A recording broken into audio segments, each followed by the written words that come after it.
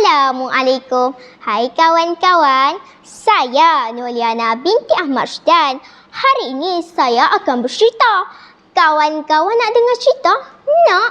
Kalau nak dengar, tepuklah dahulu. Gitu ya kawan-kawan. Keceluparan kerap kali mengundang bencana. Bak kata pepatah, cakap siang, pandang-pandang. Cakap malam, dengar-dengar. Betul? Betul. Sama juga dengan kata pepatah, telajak perahu boleh dibelot, telajak kata buruk padanya. Begitulah yang terjadi kepada si Lucah yang bakal saya ceritakan hari ini dengan tajuknya Si Lucah dengan Labunya. Akibat kata-katanya, dia dimukai oleh raja. Apa tidaknya?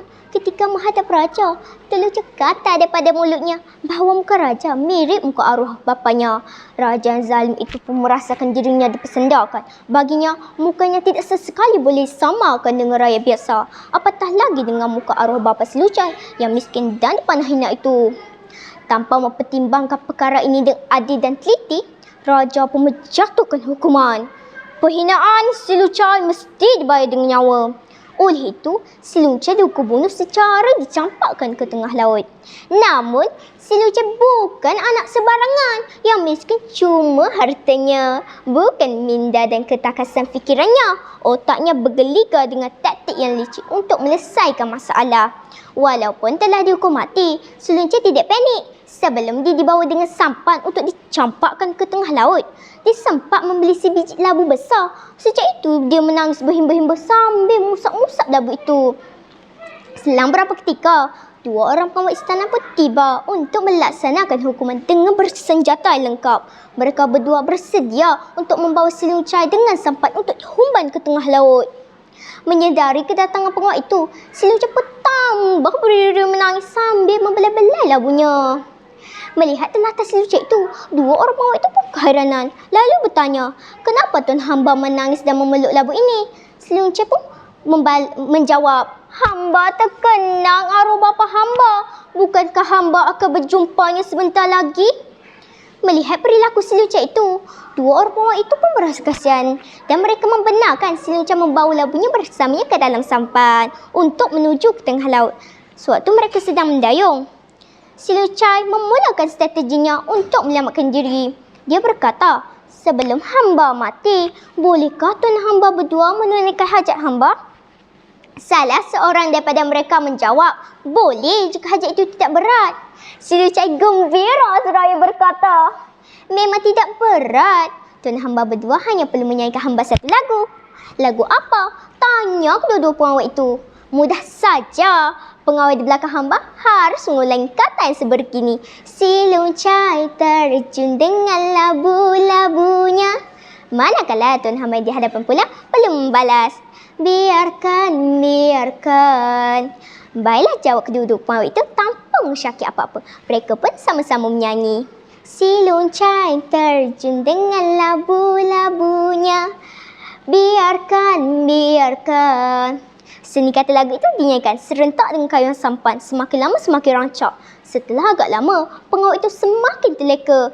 Pada saat itulah si Lucah terjun dari sampan untuk menyelamatkan diri. Melihat hal itu, pengawal di belakang segera memberitahu kawannya. Si Lucah terjun dengan labunya. Malangnya, pengawal di hadapan terus menjawab, biarkan. Dia menyangka pemberitahuan itu masih lagi sebahagian seni kata lagu yang dinyanyikan sebelumnya. Tetapi apa boleh buat, si Lucah telah jauh berenang menyelamatkan diri. Barulah pengawal di hadapan mengetahui kejadian sebenar. Si Lucah lari menyembunyikan diri, namun dalam hati menyimpan dendam sangat mendalam kepada raja yang zalim itu. Setiap hari dia memikirkan bagaimanakah cara untuk membalas dendam padanya. Raja adil, raja disembah, raja zalim, raja disagah. Beberapa hari lamanya, barulah si Lucah mendapat idea. Pada hari yang terpilih, dia mengenakan baju serba putih lengkap dengan serbannya sekali, seperti orang alim lagi warak. Dia pun dengan beraninya pergi ke istana raja. Melihat si Lucah datang, terkejut sisi istana kerana tidak menyangka si Lucah telah hidup kembali. Raja pun keluar dan berjumpa dengan si Lucah buat kali kedua. Apa yang terjadi kepada kamu? Patik telah sampai ke alam arwah dan bertemu dengan almarhum ayahanda tuanku, almarhum ayahanda beta. Bagaimana gerangannya di sana? Ampun tuanku, almarhum sangat duka cita kerana perbuatan tuanku. Apa yang beta lakukan? Entahlah, almarhum cuma berdiam diri. Katanya ingin berjumpa sendiri dengan baginda untuk memberi nasihat, kata si Lucai. Bagaimanakah boleh beta bertemu dengan ayahanda beta? Masakan hamba yang hina ini pun boleh, apalagi tuanku yang mulia. Si Lucai tersenyum dalam hatinya.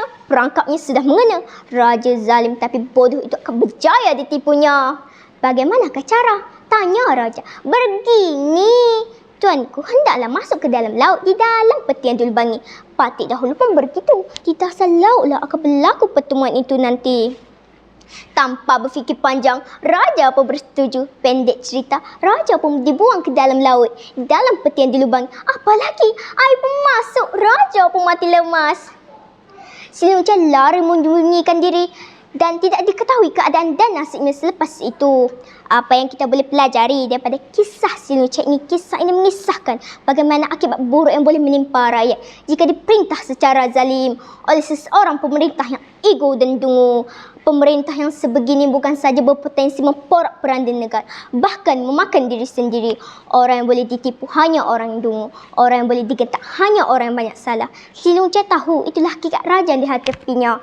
Tapi kita mesti membuktikan bahawa kita lebih cerdik dan lebih baik dengan memantapkan ilmu, amal dan bertaubat. Tiada jalan pintas untuk ke syurga. Sekian, terima kasih.